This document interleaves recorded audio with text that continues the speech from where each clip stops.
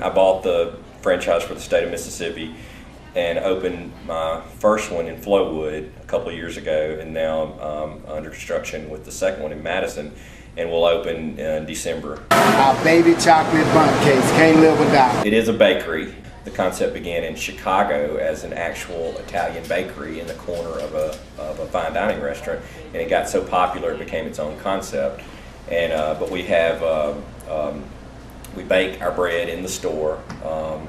We change some of our items seasonally depending on what produce and fruits and vegetables we can get during that season.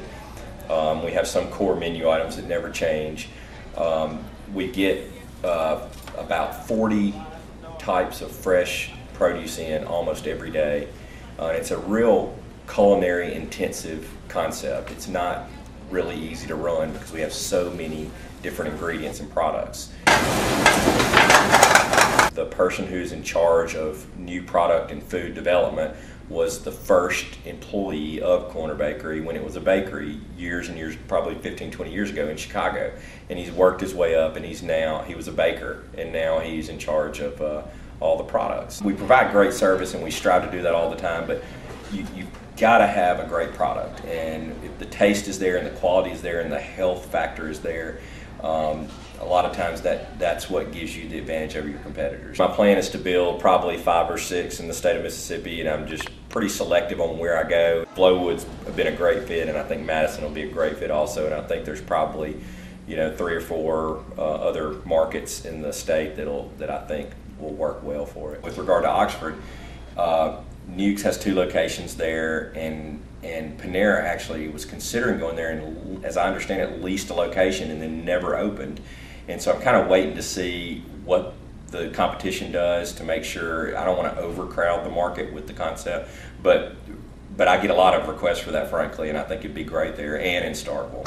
I went to law school at Mississippi College on a full scholarship, and actually took out student loans and invested them in real estate, and that helped me. I leased the land from the state of Mississippi, and that helped me put together the deal, and I actually built my first Backyard Burgers, and had never worked in a restaurant, and frankly just didn't have much knowledge about restaurants. I've always liked real estate but didn't know much about restaurants. And in any event, it went well, built it up, ended up building another one in Madison, and then just kept building from there. And it's not for everybody. It's sometimes a tough job, but I enjoy it, and I've got great people working for me that handle a lot of the day-to-day operations that I couldn't do it without them. And I think that's the key to it, getting just really high-caliber people to help me. You can't let the economy stop you from doing what you want to do. If you're going to say, well, I can't do that because of the economy, you're always going to have a reason. It's never a perfect time, and you're always going to have a reason not to do something.